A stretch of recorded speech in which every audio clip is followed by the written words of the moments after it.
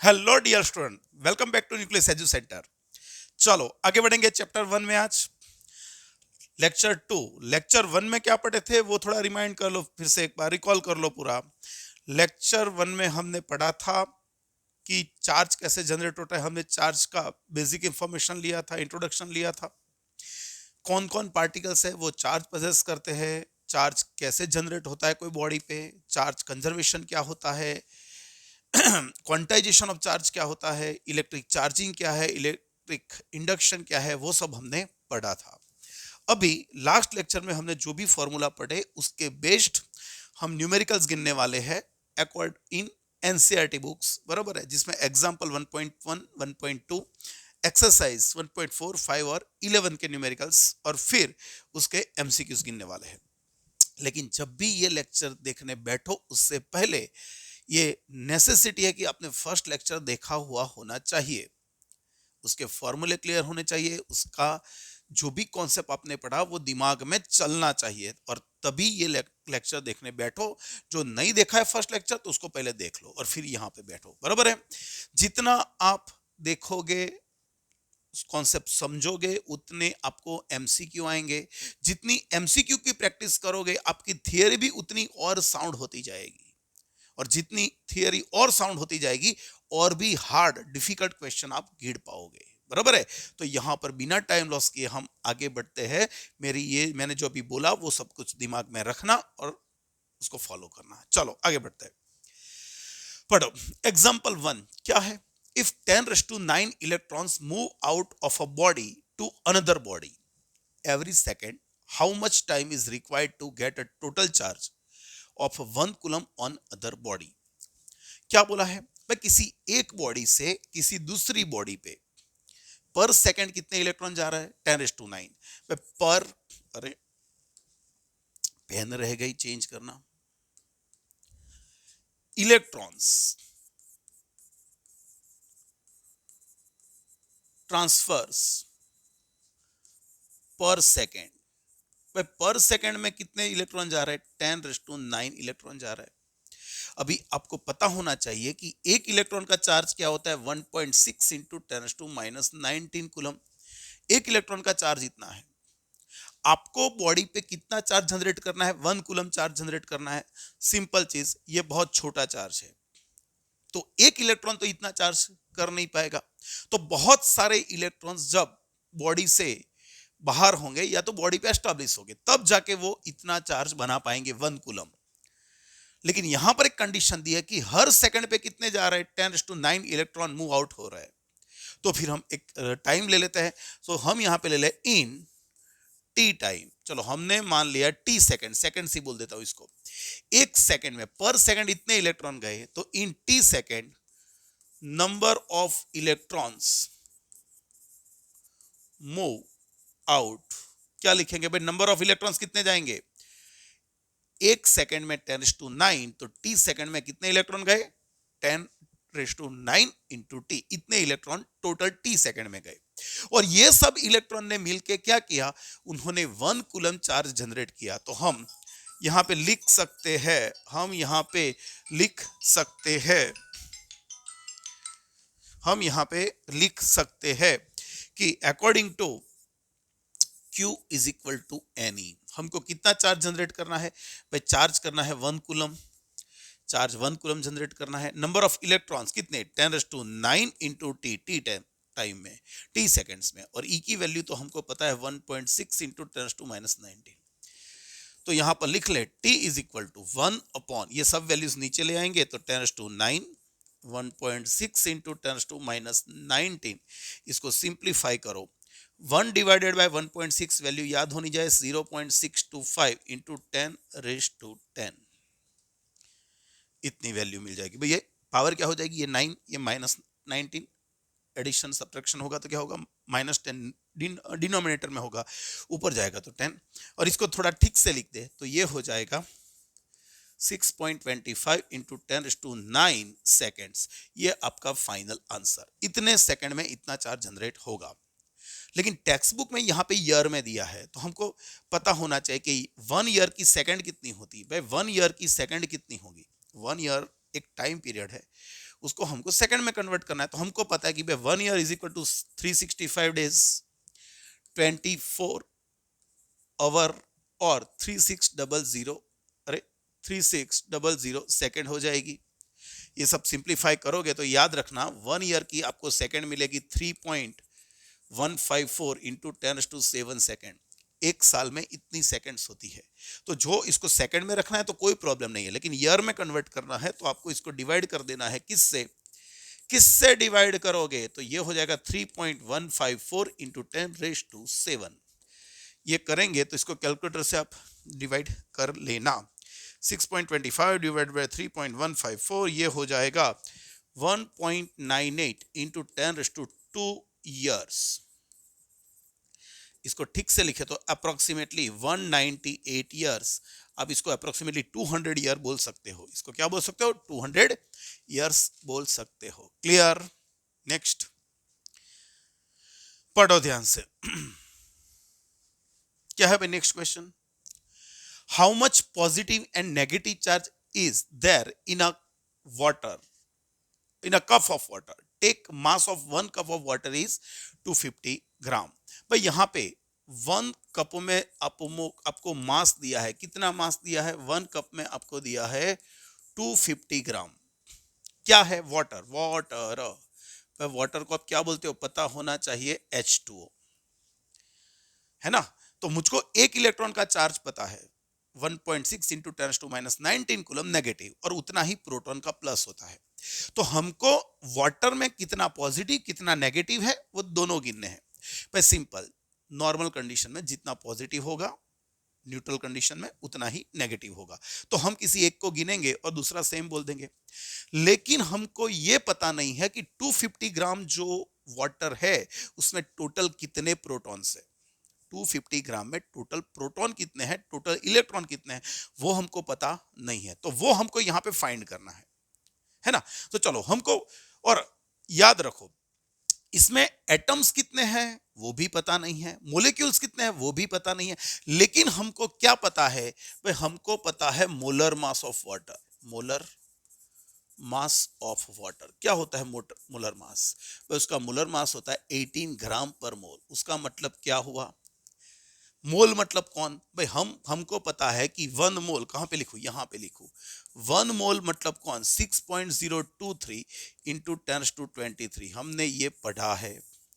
एक मोल में कितनी नंबर्स होते हैं? 6.023 इंटू 10⁻23। ये एवोगैड्रो नंबर बोलते हैं।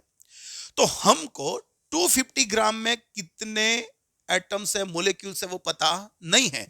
लेकिन 18 ग्राम ऑफ वाटर, 18 ग्राम वाटर में कितने मोलिक्यूल्स है वो हमको पता है। कितने? 1 मोल। तो हम यहां पे क्या लिखेंगे? इन 18 ग्राम ऑफ वाटर। ये 189 नहीं है भाई, ये 18 ग्राम है। 18 ग्राम of water, number of molecules कितने होते हैं? 6.023 इंटू 10⁻23। तो इतने मास में इतने मोलिक्यूल्स, तो इतने में कितने? Therefore in 250 gram of water, number of molecules, number of molecules बोलो तो नंबर ऑफ मोलिक्यूल्स क्या होंगे? n इज इक्वल टू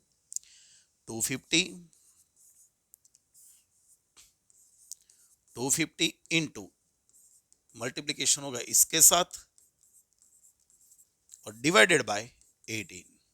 आपको 3 स्टेप रखने आने चाहिए। इतने में इतना तो इतने में कितना, 18 ग्राम में इतने मोलिक्यूल्स तो इतने ग्राम में कितने, हमने कर दिए। बस सिंप्लीफाई नहीं करना है, कैलकुलेशन यूज नहीं करना है, अभी ऐसे ही रखो।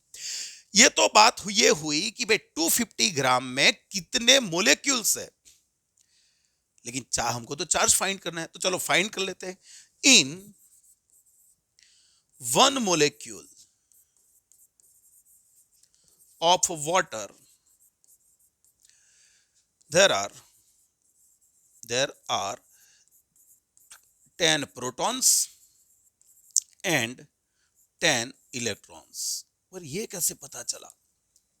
एक मोलेक्यूल में, एक मोलेक्यूल वाटर का एक मोलेक्यूल लोगे तो उसमें 10 प्रोटॉन होंगे और 10 इलेक्ट्रॉन। हमको कैसे पता चला? भाई वाटर मतलब कौन? H2O।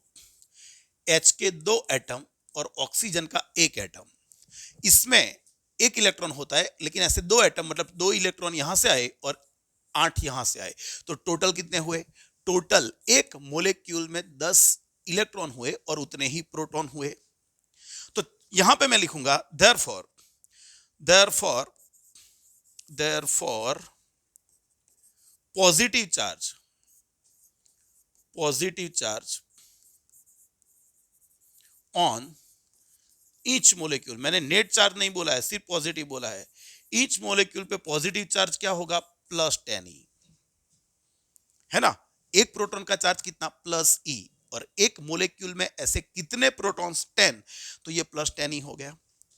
ये किसका पॉजिटिव चार्ज हुआ? सिर्फ एक मोलेक्यूल का, लेकिन 250 ग्राम में ऐसे कितने मोलेक्यूल्स है? ये रहे। तो हम यहां पे लिखेंगे देयरफॉर, क्या लिखेंगे यहां पे? Therefore total positive charge in 250 gram of water. चलो यहां पे लिखे पॉजिटिव में लिख देता हूं भाई, एक एक मोलेक्यूल में कितना? प्लस 10 ई, और ऐसे मोलेक्यूल्स कितने? भाई इतने मोलेक्यूल्स, ये रहे 250 इंटू 6.023 इंटू 10⁻23 अपॉन 18 ग्राम। कोई बोलेगा सर आपने तो इसको ग्राम में से केजी में क्यों कन्वर्ट नहीं किया? अरे बच्चों, ये भी के ग्राम में है, ये भी ग्राम में, इसलिए मैंने नहीं किया। समझ रहे? ऊपर में ग्राम को केजी में करूंगा तो ऊपर 10⁻³ आएगा, नीचे भी 10⁻³ आएगा, वो दोनों कट जाएंगे, तो लिखने की जरूरत नहीं है। ये हमने मोलेक्यूल, नंबर ऑफ मोलेक्यूल्स गिन लिए। एक मोलेक्यूल पे इतना पॉजिटिव चार्ज, तो टोटल कितना?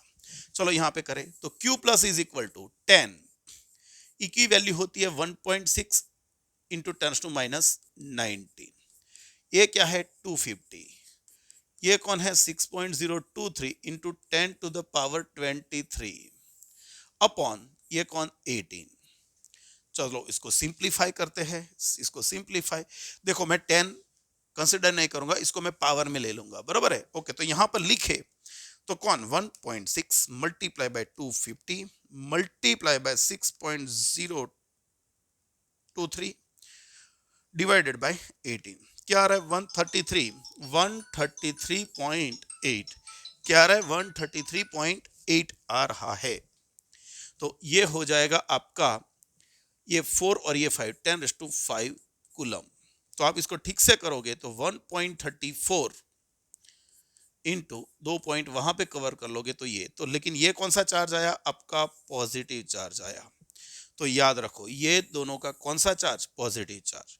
और नेगेटिव चार्ज करना है तो Q negative is equal to -1.34 into 10⁷ coulomb, ये आपका नेगेटिव चार्ज आ जाएगा। क्लियर? हाँ कि नहीं बच्चों? ये आपको वाटर दिया है, उसकी जगह पे किसी और मटेरियल को भी दे सकते हैं। मानो कि CO2 कार्बन डाइऑक्साइड पूछा है, तो आपको क्लियर होना चाहिए CO2, उसका मोलर मास पता होना चाहिए कितना? 44। और कार्बन जो है उसमें कितने प्रोटॉन कितने इलेक्ट्रॉन है, ऑक्सीजन में कितने, वो आपको पता होना चाहिए। कार्बन में 6 होते हैं, ऑक्सीजन में कितने होते हैं? 8, और O2 मतलब डबल हो जाएंगे, 16 और 6 22 हो जाएंगे, सही है ना। तो उतने प्रोटॉन उतने इलेक्ट्रॉन्स हो गए, तो आपको वैसे गिनना है। तो मान लो कि मैटर चेंज है तो भी आपको वो आना चाहिए, बराबर। चलो मिलते हैं नेक्स्ट न्यूमेरिकल में। चलो exercise 11, a polythene piece rubbed with wool is found to have a negative charge.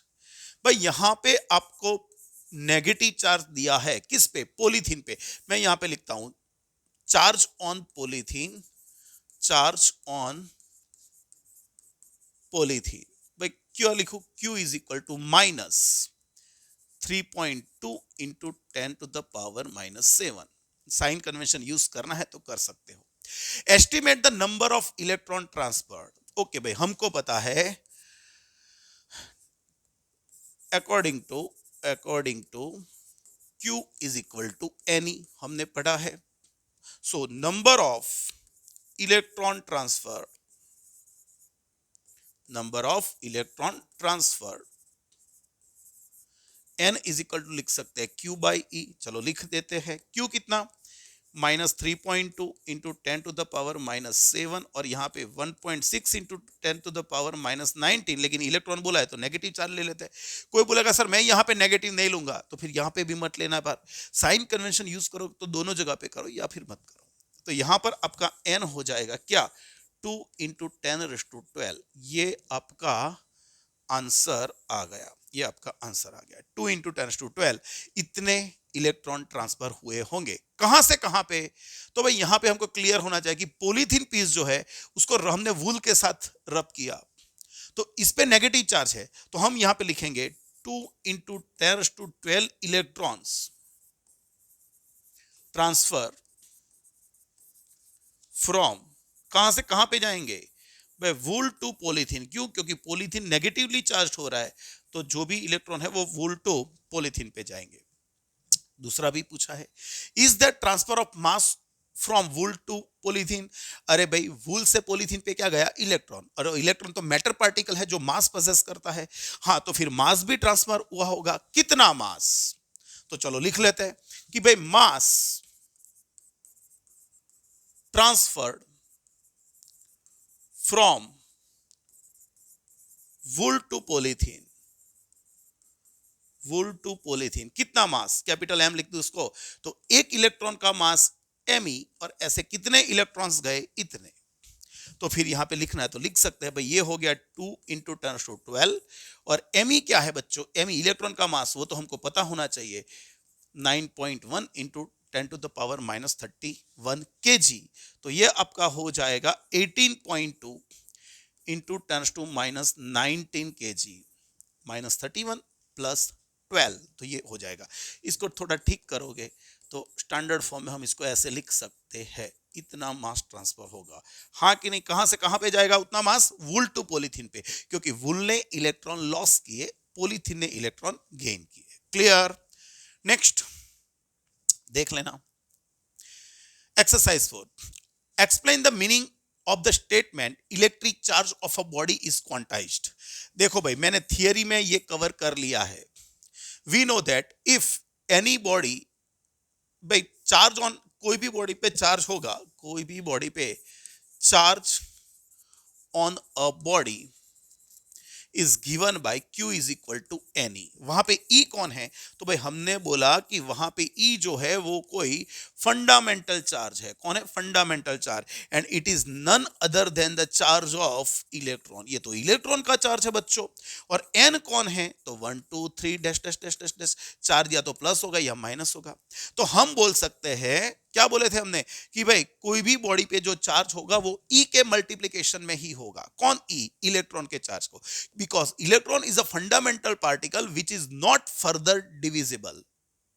तो इलेक्ट्रॉन को आप डिवाइड नहीं कर सकते। तो कोई भी बॉडी जब लॉस करेगी इलेक्ट्रॉन या गेन करेगी तो पूरा इलेक्ट्रॉन करेगी, फ्रैक्शन में तो नहीं करने वाली है। मतलब यहां पर जो भी चार्ज होगा वो E के प्रोपोर्शन में ही होगा। सिर्फ एक इंफॉर्मेशन के लिए है क्वेश्चन। अभी एक सेकंड पढ़ लेते हैं। Why can ignore quantization of electric charge when dealing with the macroscopic large scale charges. अरे सिंपल यार, किसी बच्चे को ऐसा बोलेंगे, सोच लो कि कोई आदमी है, हमको किसी के पास से 10 रुपीज लेने हैं, 10 रुपीज लेने हैं, हमने उसको कर्जा दिया था, और वो बोलेगा कि भाई मैं 2 रुपए कम दूंगा, चलेगा, नहीं चलेगा भाई, वो तो 20% हुआ। लेकिन हमने, उसने हमसे 2 लाख रुपए लिए थे, लेकिन वो बोला कि मैं आपको दे रहा हूं लेकिन 2 रुपए कम दूंगा, तो हम चला लेंगे, ओके चले, 2 रुपए है, क्योंकि अमाउंट बड़ी है, उसके रिलेशन में वो बहुत छोटा है। तो यहां पर भी समझो क्या है कि हम macroscopic large charges, large measurement लेंगे चार्जेस का। तो यहां पर हमने यहां पे क्या सीखा कि भाई चार्ज क्वांटाइज्ड है। मैं ऐसा नहीं बोल रहा हूं कि चार्ज फ्रैक्शन में नहीं होता है, चार्ज फ्रैक्शन में है। The charge of electron, by charge of electron is itself in a fractional number। Electron का चार्ज फ्रैक्शनल नंबर में है, कितना, 1.6 डिवाइडेड बाय 10 कर लोगे, है ना, ये 16 डिवाइडेड बाय 10 कर लोगे, 16 डिवाइडेड बाय 10, मैंने पॉइंट नीचे रख दिया है ना, तो ये क्या हो जाएगा, 8/5, 8/5, तो ये तो फ्रैक्शनल नंबर हो गया बच्चों। तो समझो आप, चार्ज फ्रैक्शन में नहीं हो सकता, ऐसा, इसका मतलब क्वांटाइजेशन का मतलब ये नहीं होता। चार्ज ऑलरेडी फ्रैक्शन में है इलेक्ट्रॉन का।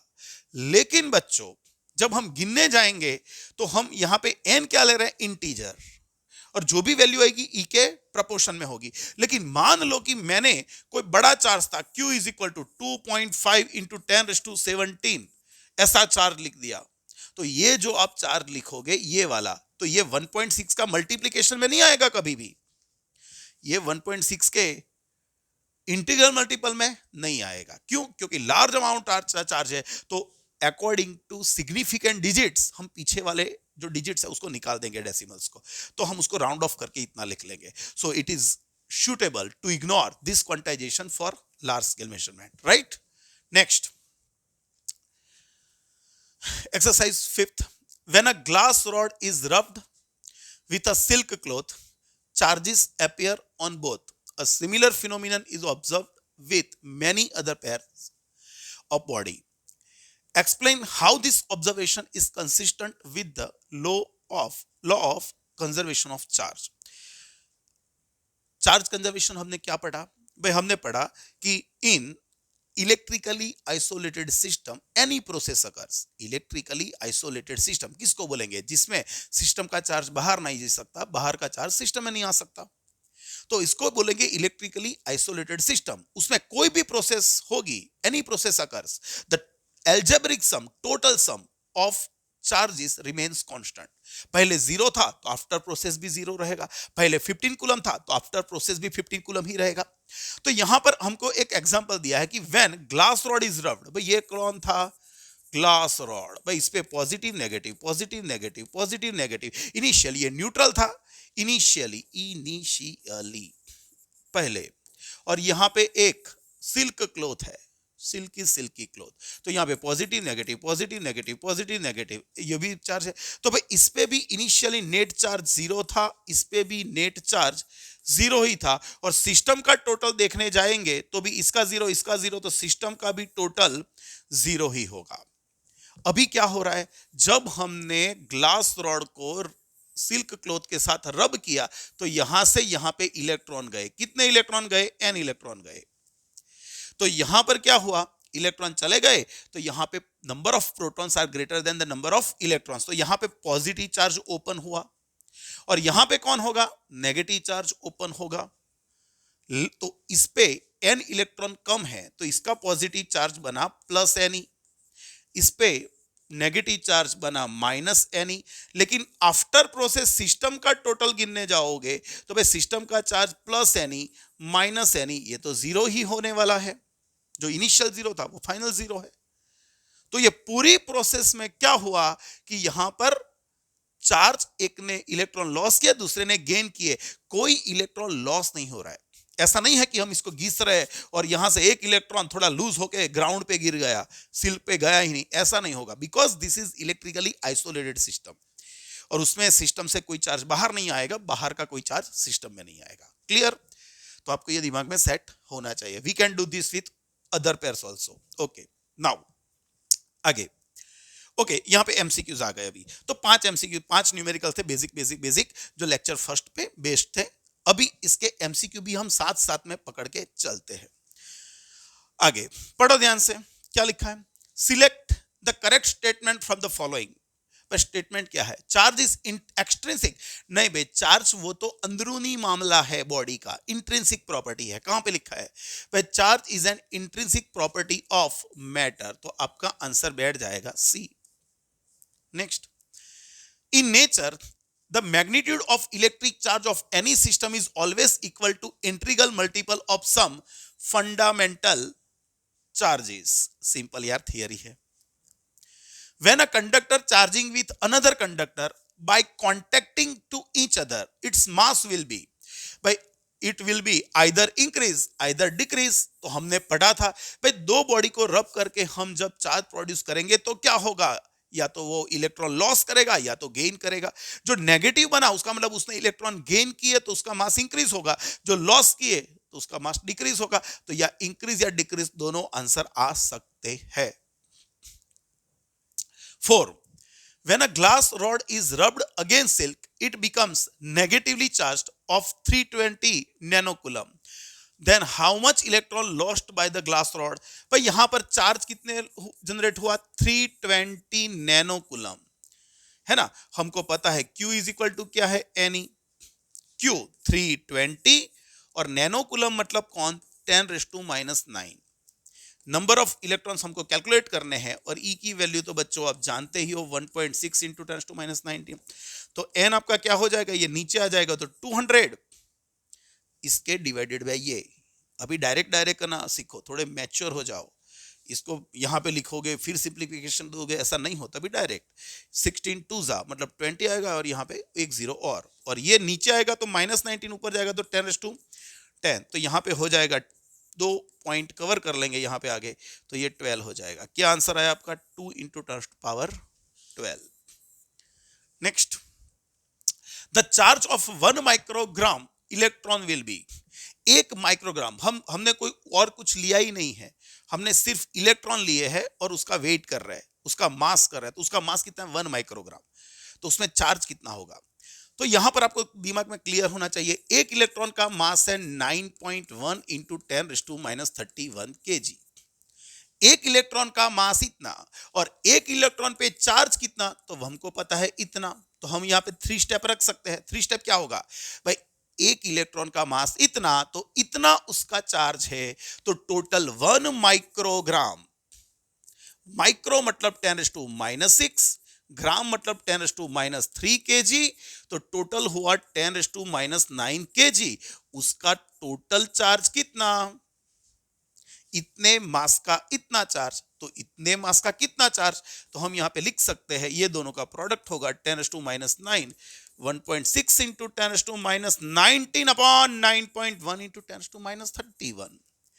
तो Q इज इक्वल टू, यहाँ पे सारे आंसर 176 में ही है, तो इसको मैं 0.176 लिख सकता हूं क्योंकि डिनोमिनेटर थोड़ा छोटा है इससे, तो ये पॉइंट में आंसर आएगा। और यहां पे करूंगा तो 12 और ये 3, 10⁻3, ये आंसर आपका होना चाहिए। ओके, मतलब यहाँ पे 3 पॉइंट कवर कर लो तो 176 आ गया और यहाँ पे कुछ बचा नहीं, मतलब 0 कूलम्ब चलेगा, 0 कूलम्ब चलेगा। सही है, सही है। Next, to charge on a substance by -1 picofaraday. हमको कितना चार्ज जनरेट करना है, -1 picofaraday. Q is equal to -1 picofaraday. Picofaraday होता है -12 कूलम नेगेटिव। पर सिंपल चीज, नेगेटिव चार्ज करना है मतलब हमको इलेक्ट्रॉन ऐड करने पड़ेंगे, इलेक्ट्रॉन ऐड करने पड़ेंगे नेगेटिव चार्ज करना है तो। लेकिन क्वेश्चन ये नहीं है, क्वेश्चन ये है कितने कितने। तो चलो देखते हैं, Q इज इक्वल टू क्या लिख लू, Ni। हम सिर्फ वैल्यू लेंगे यहां पे क्योंकि हमको मैग्नीट्यूड से मतलब है, इलेक्ट्रॉन ऐड करने की रिमूव करने वो तो उसके चार्ज के नेचर से हम डिसाइड कर लेंगे। तो Q आपका 10⁻12, E आपने ये लिख दिया, तो N आपका हो गया 10⁻12। इसको डायरेक्ट भी कर सकते थे, मैंने किया। अभी नेक्स्ट से आप डायरेक्ट कर लोगे, 1 बाई ये हो गया 0.625 और नीचे से ये ऊपर आएगा तो पावर हो जाएगी 10⁻7। इसको एक पॉइंट कवर करके लिखोगे तो 6.25 इंटू 10⁻6 इतने इलेक्ट्रॉन्स ऐड करने चाहिए। कहां पर है, by adding this much electrons. आपके पास है आंसर।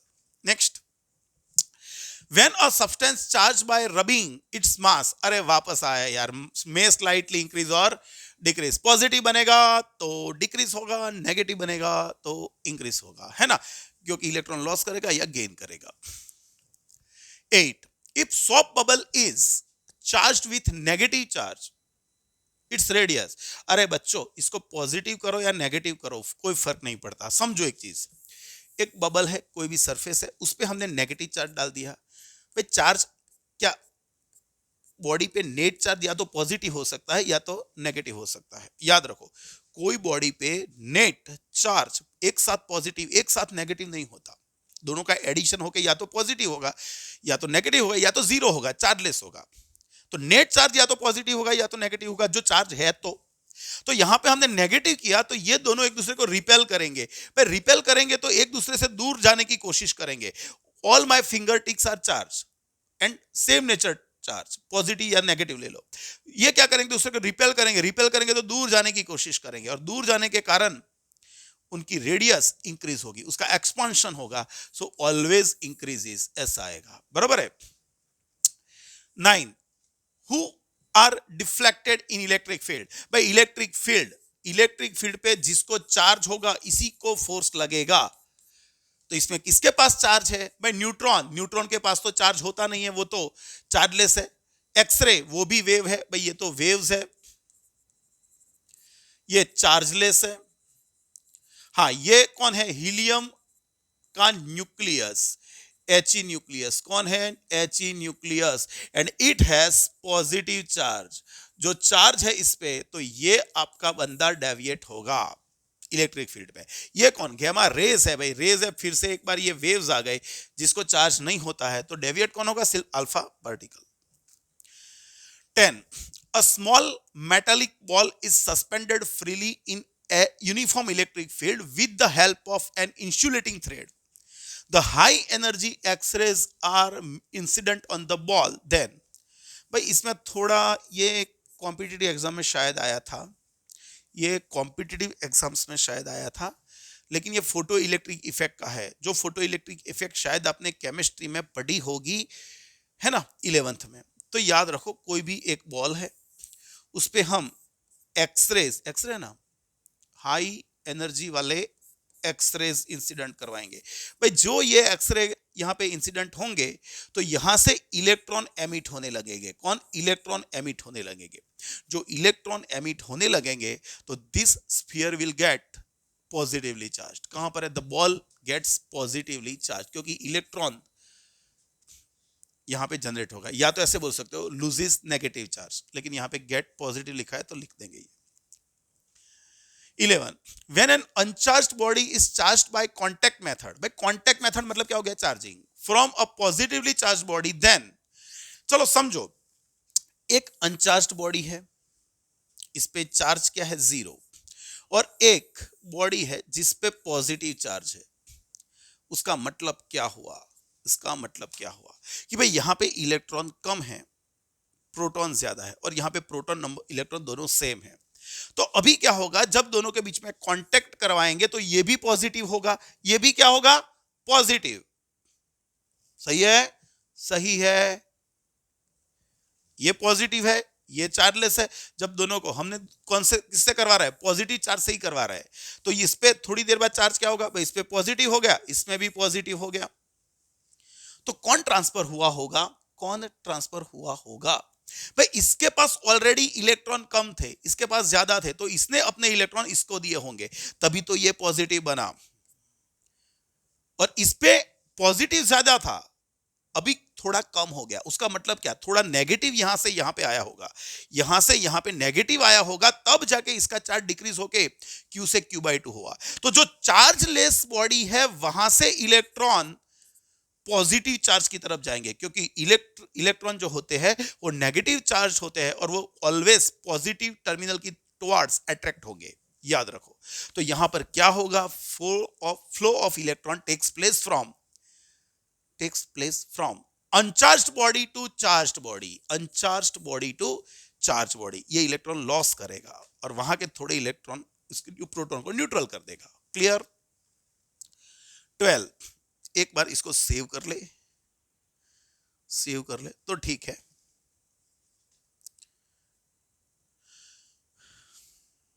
चलो, क्या है क्वेश्चन 12? पढ़ो ध्यान से। Which of the following statement is correct? The electric charge without mass is possible. भाई विदाउट मास, ऐसा कोई पॉइंट, कोई पार्टिकल कंसीडर करो जिसको मास ना हो और उस पर चार्ज हो, ऐसा पॉसिबल नहीं होता है ना। तो charge without mass is not possible. The charge, क्या लिखा है? The charge without mass is possible, नहीं, वो तो नहीं पॉसिबल है, मतलब वो इनकरेक्ट है। The charge without mass is not possible. The charge without mass is not possible. तो भाई वो सही लग रहा है, जो मास नहीं होगा बॉडी को, तो चार्ज तो कभी होगा ही नहीं, है ना। The electric charge may be transferred without transferring mass. अरे भाई इलेक्ट्रॉन ट्रांसफर हो गए तभी तो चार्ज प्रोड्यूस होगा, और इलेक्ट्रॉन ट्रांसफर करेंगे तो मास तो होगा ही होगा ट्रांसफर। तो यहाँ पे ये भी गलत है, ये भी गलत है, ये भी गलत है। Mass without electric charge is not possible. भाई न्यूट्रॉन है उसको मास है लेकिन चार्ज नहीं है ना, तो ये भी गलत है। Mass without electric charge is not possible, नहीं भाई पॉसिबल है, विदाउट इलेक्ट्रिक चार्ज न्यूट्रॉन हो सकता है जिसको मास। तो आपका करेक्ट कौन बैठेगा? बी। सोचो, ये सोचो। 13, if glass rod is rubbed with silk it acquires positive charge. भाई ग्लास रब किया सिल्क के साथ तो पॉजिटिव बना, उसका मतलब क्या? उसने इलेक्ट्रॉन लॉस किए, electrons are remove from it. कहां पर लिखा हमने? डी में। 14, two identical metal spheres A and B of equal masses are charged। भाई दोनों सेम चार्ज है। If sphere A is given positive charge and sphere B an equal negative charge, then correct statement after charge is masses of A and B are equal। नहीं भाई, जो negative बनेगा उसका मास ज्यादा होगा। Why? Because it gains electron। जो negative बनेगा उसका मास ज्यादा होगा। Initially both had same mass but now one has accepted one, एक ने क्या किया? इलेक्ट्रॉन गेन किया। किसने? ए ने पॉजिटिव मतलब इसने लॉस किया, और उसने नेगेटिव दिया मतलब बी का मास ज्यादा होगा। तो यहां पे क्या लिखेंगे? Mass of B is greater than B, या तो mass of A is less than the mass of B. 15, when 10 यहां पे हो गया 13, अरे 14 वाले दो 15 okay. When 10 to 14 electrons are remove from a neutral plate, neutral metal sphere, the charge on the sphere by Q is equal to क्या लिख लेंगे? N। N क्या लिख लेंगे? 10 to 14, और इलेक्ट्रॉन का चार्ज नेगेटिव है, आंसर है, तो यहां पे नेगेटिव में ले लेंगे। लेकिन रिमूव्ड है शायद, भाई रिमूव्ड है तो चार्ज क्या आ जाएगा? पॉजिटिव। याद रखो, हम यहां पे प्लस माइनस नहीं लिखेंगे यार, इसको सिर्फ वैल्यू रहने दो यार। चलो, हमने रिमूव किए मतलब उस पर पॉजिटिव चार्ज जनरेट होगा। तो यहां पे हो गया 1.6 इंटू 10⁻⁵। इसको ठीक से लिखना है तो लिख सकते हो, इसको 16 लिख दो तो 10⁻⁶ कूलम, इसको माइक्रो कूलम बोल सकते हो, 10 माइक्रो कूलम, और ये पॉजिटिव में होगा। कहां पर है ऐसा आंसर? तो आपका आंसर ए में सेट हो जाएगा। 16, in 1 gram of solid there are 5 into 10 to the power 21 atoms. If one electron is removed from 0.01% atom of solid, the charge gained by the solid is, हमको गिनना है, E की value दी है। भाई हम ऐसा बोलेंगे कि नीट की एग्जाम 25 लाख बच्चे देते हैं, जेडब्ल्यू की एग्जाम 15 लाख बच्चे दे रहे हैं, लेकिन हम उसको बोलेंगे कि भाई उसमें से सिर्फ 2% ही सिलेक्ट होते हैं। तो क्या सब सिलेक्ट हो जाएंगे? नहीं, जो भी टोटल क्वांटिटी है उसके 2%। तो यहां पर आपको जो सैंपल दिया है उसमें टोटल एटम्स कितने हैं? 5 into 10⁻21। लेकिन आपने एक एक इलेक्ट्रॉन दूर किया, किस में से? सभी एटम में से? नहीं, इतने परसेंट में से। तो नंबर ऑफ इलेक्ट्रॉन्स रिमूव्ड, तो यहां पे लिखेंगे n, कितने? 0.01% के। किसके इतने परसेंट? टोटल वैल्यू के, टोटल नंबर के। लेकिन सब में से कितना कितना इलेक्ट्रॉन दूर किया आपने? एक एक, तो यहां पे इंटू 1 भी कर देंगे। मानो कि हो सकता है आपने हर एक एटम में से 2 भी किए हो, तो यहां पे 2 मल्टीप्लाई कर दो। ओके, तो इसको करेंगे तो ये क्या हो जाएगा? 10⁻⁻⁴। कैसे? परसेंटेज मतलब डिवाइडेड बाय 100 करता हूं। चलो, ये 0.01 परसेंटेज दूर किया तो नीचे 100, और ये हो जाएगा 5 into 10⁻21। तो यहां पे हो जाएगा 5 into 10⁻17। ये नंबर ऑफ इलेक्ट्रॉन्स हुए, और उसके कारण चार्ज क्या जनरेट होगा? तो यहां पे लिखेंगे Q is equal to N 10 to the power, नहीं 5 है, नहीं 5 है, 5 है, 5 into 10⁻17, और ये 1.6 into 10⁻⁻19, ये हो जाएगा 8 into 10⁻⁻2 कूलम, 0.08 कूलम, और रिमूव किया मतलब ये पॉजिटिव इतना चार्ज जनरेट होगा। कहां पर है ऐसा आंसर? तो मिल गया ए, सही है। 17, what is the value of charge on a body which carries 20 excess electron? भाई उसके पास 20 एक्सेस इलेक्ट्रॉन है, एक्सेस इलेक्ट्रॉन है तो नेगेटिव चार्ज होगा। माइनस, ये तो खुद गिनो यार, ये तो मैंने जो थियरी थी उसमें एक एग्जांपल भी शायद यही लिया था। -32 इंटू 10⁻⁻19 कूलम, कहां पर ऐसा? या तो 3.2 कर लोगे तो भी चलेगा। 18 कूलम कहां पर है? ऐसा सी में है, दिख रहा है, दिख रहा है। 18, if 10^10 electrons are acquired by a body every second, the time required for body to get total charge 1 coulomb. अरे ये तो न्यूमेरिकल पढ़ा हमने, आज का जो जीवन का फर्स्ट न्यूमेरिकल था वो यही था। चलो देख लेना, मैं नहीं जा रहा हूं पीछे। तो यहां देखो पर सेकंड कितने इलेक्ट्रॉन जा रहे हैं, पर सेकंड कितने जा रहे हैं 10^10। तो टी सेकंड्स में कितने इलेक्ट्रॉन जाएंगे, तो n इज इक्वल टू लिख सकते हैं 10 × 10 × t, 10⁻10 इंटू टी। एक सेकंड में इतने इलेक्ट्रॉन ट्रांसफर हुए तो टी सेकंड में इतने हुए, और इतनो ये सब इलेक्ट्रॉन्स ने मिलकर कितना चार्ज जनरेट किया, 1 कूलम। ओके, तो क्यू की जगह पे लिख देंगे एन, 1 कूलम हो गया। एन की जगह पे लिख देंगे 10⁻10 टी, और ई की जगह पे 1.6 इंटू 10⁻19 और ये 1। तो आपका टाइम फाइंड करना है तो 1/1.6 इंटू ये दोनों की पावर मिला के -9 मैं कर लेता हूं। तो आप यहां पे लिख सकते हो, ये हो जाएगा 0.625 इंटू 10⁻9, है ना। तो आप इसको लिख सकते हो 6.28 इंटू 10⁸ सेकेंड, लेकिन उसको ईयर में कन्वर्ट करना है तो हमने अभी पढ़ा 6.25 इंटू 10⁸ अपॉन 3.154 इंटू 10⁷ हमने पढ़ा ये। तो इसको अप्रोक्सीमेटली 20 ईयर्स आ जाएगा। कितना आ जाएगा, 20 ईयर्स। कहां पर है, तो वो डी में है। टेक्स्ट बुक का जो फर्स्ट न्यूमेरिकल है, फर्स्ट एग्जाम्पल है, उसमें यहाँ पे रेट था 10⁹, तो 200 साल आते थे। यहाँ पे 10⁻10 है। 19 in case of electric field and gravitational field both are conservative field। अभी यार ये यहां पे क्यों रख दिया भाई, यहां पे दोनों में एनर्जी लॉस नहीं होती है, वो वर्क जो होता है वो पाथ पे डिपेंड नहीं करता है, क्लोज पाथ पे वर्क डन 0 होता है, तो ये कंजर्वेटिव फील्ड। अभी इतना याद रखो सिर्फ।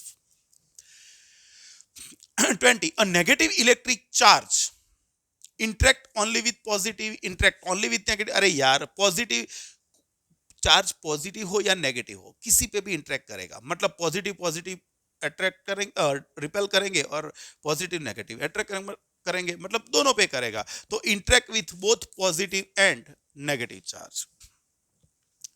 21 two conductors are of same size but one of them is made of copper and another of aluminium. Both are placed in uniform electric field. The induced charge in the copper sphere as compared to that in aluminum sphere will be। भाई induced charge समझ लो यहाँ पे। ये topic वैसे अभी आप बाद में आएगा, ये यूनिफॉर्म इलेक्ट्रिक फील्ड क्या है वो आपको मैं कैसे समझाऊं अभी तो। लेकिन यहाँ पे हम बोल सकते हैं कि नंबर डेंसिटी ऑफ कॉपर, उसमें इलेक्ट्रॉन ज्यादा होते हैं, लेकिन यहाँ पर सेम साइज बोला है, सेम साइज बोला है ना। तो सेम साइज बोला है तो याद रखो कॉपर जो होता है उसका एटॉमिक मास ज्यादा होता है, उसमें इलेक्ट्रॉन्स ज्यादा होंगे, है ना। तो यहां पर देखने जाएंगे तो इंड्यूस चार्ज मतलब आप देख लो कि इलेक्ट्रिक फील्ड अभी क्या समझाओ, ये चैप्टर में तो है नहीं। जब आप इलेक्ट्रिक फील्ड में रखोगे तो एक साइड पॉजिटिव चार्ज चला जाएगा, एक साइड नेगेटिव चार्ज चला जाएगा। वो कैसे, वो आगे के टॉपिक में पढ़ेंगे, ये बाय मिस्टेक यहां पे आ गया है, लेकिन समझ लेना यहां पे। तो यहां पर वो मैटर पे डिपेंड नहीं करता, लेकिन नंबर डेंसिटी पे तो डिपेंड करता है कि भाई कॉपर के पास ज्यादा इलेक्ट्रॉन है तो उसमें एक साइड ज्यादा होंगे, एक साइड कम होंगे। तो यहां पर बोल सकते हैं कि कॉपर के पास ज्यादा ही होंगे क्योंकि उसमें नंबर ऑफ फ्री इलेक्ट्रॉन्स ज्यादा होते हैं, उसकी कंडक्टिविटी हाई होती है। वैसे इक्वल भी चलेगा, लेकिन याद रखो यहां पे डेंसिटी के हिसाब से देखने जाएंगे तो मोर आंसर आएगा। 22 a neutron might decay into proton and two other particle। भाई न्यूट्रॉन जो है, न्यूट्रॉन जिसका चार्ज क्या था भाई, इसका चार्ज था 0, ये बन रहा है प्रोटॉन। भाई प्रोटॉन बनेगा उसका मतलब यहां पे चार्ज कितना जनरेट हुआ, +E। ये तो चलेगा नहीं। हमने चार्ज कंजर्वेशन क्या पढ़ा कि भाई before and after process charge same होना चाहिए। तो पहले कौन था, न्यूट्रॉन, और न्यूट्रॉन यहां पे कौन बन गया, प्रोटॉन।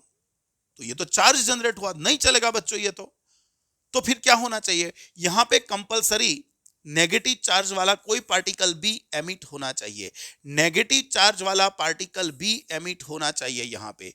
और कुछ बोला है, हाँ हाँ, तो चलो दो पार्टिकल बोले हैं, दो पार्टिकल, एक प्रोटॉन और दो, तो उसमें से एक नेगेटिवली चार्ज होना चाहिए और दूसरा न्यूट्रल होना चाहिए, तभी तो इसका चार्ज 0 और ये दोनों का सम होके 0 होगा। तो आपका न्यूट्रॉन जब प्रोटॉन बनेगा और उसके साथ जो कोई और दो पार्टिकल है, तो ये तीनों में से प्रोटॉन के पास पॉजिटिव है, लेकिन प्रोसेस से पहले तो जीरो था, तो ये दोनों में से कंपलसरी एक नेगेटिवली चार्ज होना चाहिए प्रोटॉन जितना ही, और दूसरा न्यूट्रल होना चाहिए। कहां पर है? One might be neutral and other is negative. D answer आपका सेट हो रहा है। वन माइट, अरे ये तीनों सेम ही है भाई।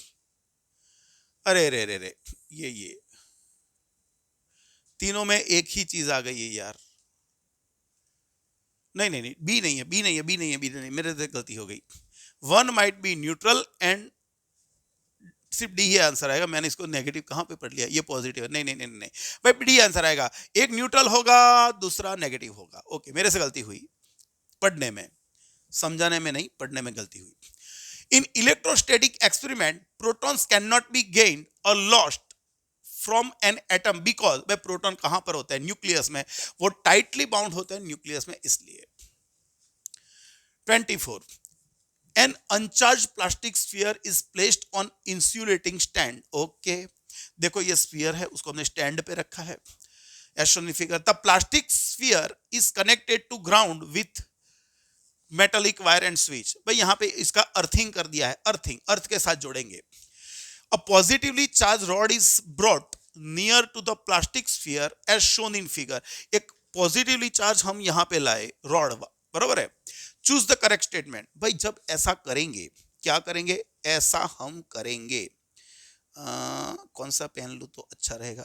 ये पहन लेता हूं। तो यहां पर ये जो स्फीयर था उसमें इनिशियली क्या होगा? भाई यहां पर चार्ज नहीं था, ऐसा नहीं था, चार्ज तो था, लेकिन नेट चार्ज जीरो था। यहां पे जितना पॉजिटिव था उतना ही नेगेटिव था। लेकिन जब आप यहां पे एक पॉजिटिवली चार्ज्ड रॉड को क्लोज लाए, यहां का सारा नेगेटिव चार्ज अट्रैक्शन होके यहां पे आ जाएगा और पॉजिटिव चार्ज यहां पे आ जाएगा रिपल्शन के कारण। और उसके कारण होगा क्या? भाई ये नेगेटिव तो इसके साथ अंगेस्ट है, लेकिन ये जो पॉजिटिव चार्ज है वो ग्राउंड में से इलेक्ट्रॉन को खींचेगा, ग्राउंड में से इलेक्ट्रॉन ऊपर आएंगे, क्योंकि अर्थ एक ऐसा सोर्स है जो किसी को कितने भी इलेक्ट्रॉन दे भी सकता है, ले भी सकता है। तो यहां से अर्थ से स्फीयर में आएंगे। कहां पर है ऐसा?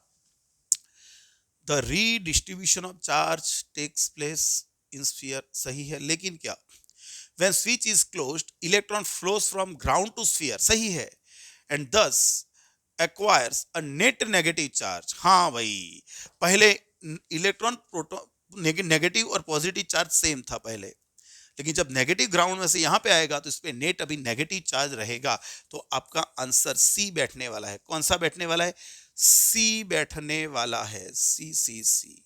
चलो आगे।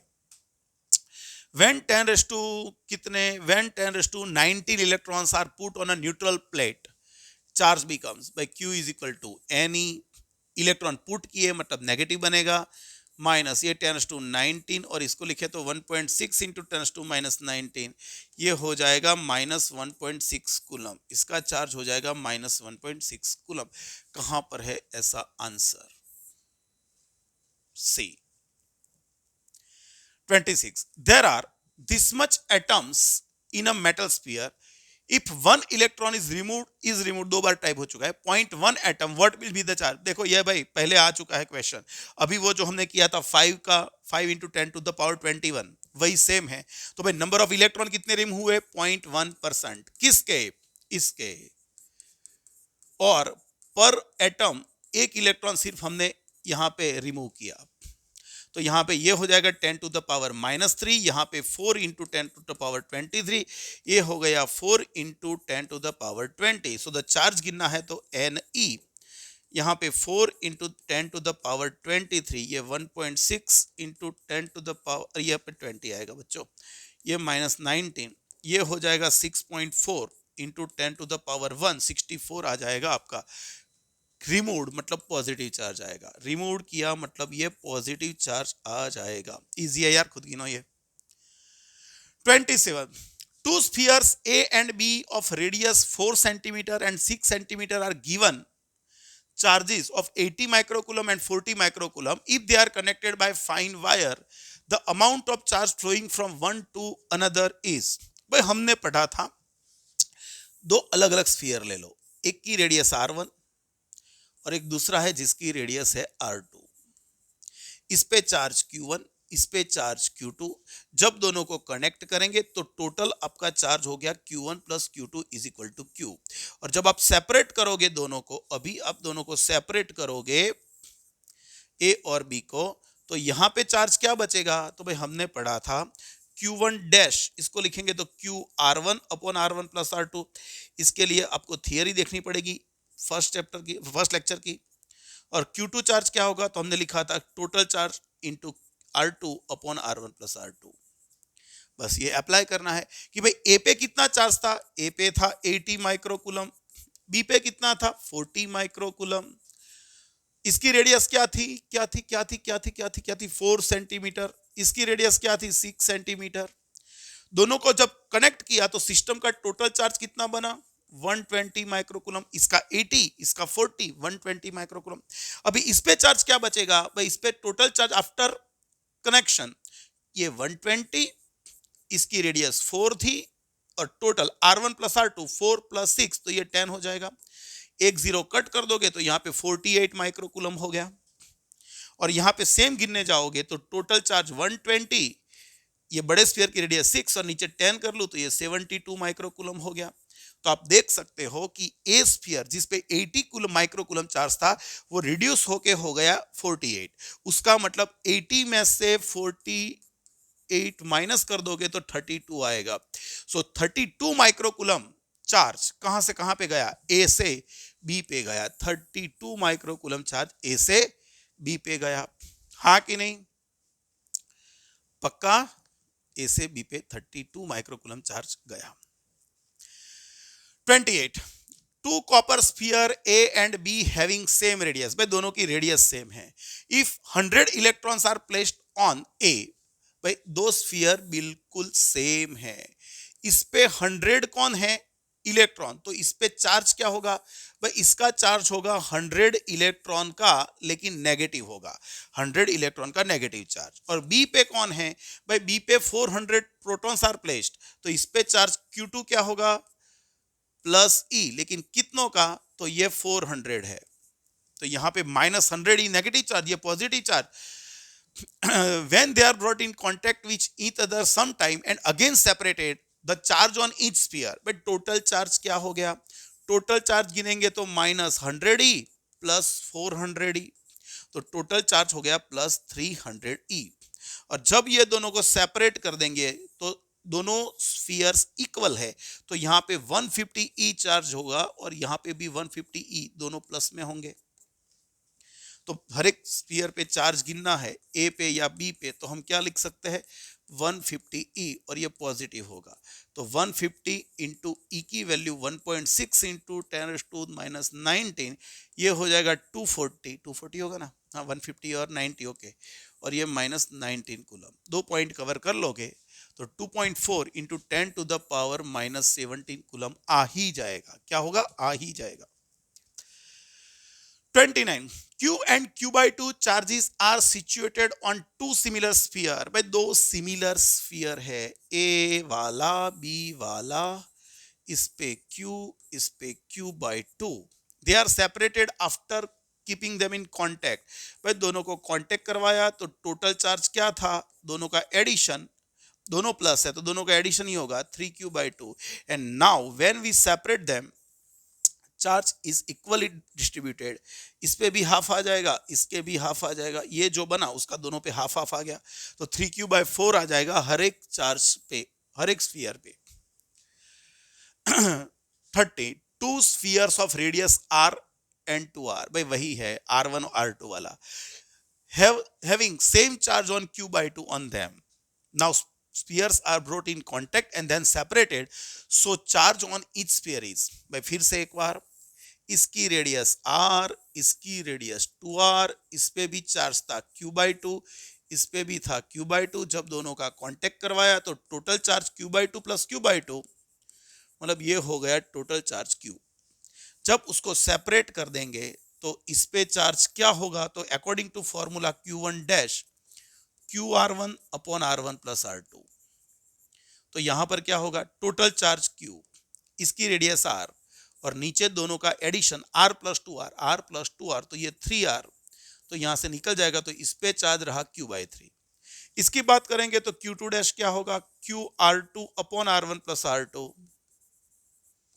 ये है q, इसकी रेडियस 2r और नीचे 3r, तो यहां पे आएगा 2q/3। कहां पर ऐसा q/3 and 2q/3 after separation, इतना चार्ज दोनों पे बैठेगा। If gamma ray incident on proton which of the following reaction occur, भाई हमने यहाँ पे चारों रिएक्शन दिए हैं, हमको यहाँ पे डिसाइड करना है कि कौन सा सही है। इसके लिए चार्ज कंजर्वेशन दिमाग में होना चाहिए। Before process charge and after process charge same होना चाहिए। तो फर्स्ट देख लो भाई, बिफोर प्रोसेस इसके पास चार्ज नहीं होगा, इसके पास प्लस ही है। Okay, before process net charge 0 plus plus ही, तो प्लस ही है। इसमें देखेंगे तो प्लस ई है, इसका प्लस सॉरी नेगेटिव ई है और इसका पॉजिटिव ई। भाई ये तीनों का सम करेंगे तो ये दोनों तो कट हो गए, तो फर्स्ट में आपका आंसर यही आ गया, तो फर्स्ट आपका आंसर सही है। देखो दूसरे में ऐसा नहीं होगा, क्योंकि इसके पास 0 चार्ज था, इसके पास प्लस ई। यहां पे आफ्टर प्रोसेस क्या होगा, इसका प्लस ई और इसका प्लस 2e, ये तो 3e हो गया, जो पॉसिबल नहीं है। यहां पर भी ऐसा हो रहा है, लेकिन यहां पर मास जनरेट हो रहा है। देखो इसका प्रोटॉन है, ये भी प्रोटॉन है, ये दोनों का चार्ज 0 हो जाएगा, लेकिन यहाँ पे न्यूट्रॉन जनरेट हो रहा है। भाई न्यूट्रॉन नया मास कैसे जनरेट होगा, एक एनर्जी मास कंजर्वेशन है, एनर्जी मास कन्वर्जन है, लेकिन वो यहाँ पे अप्लाई नहीं होगा।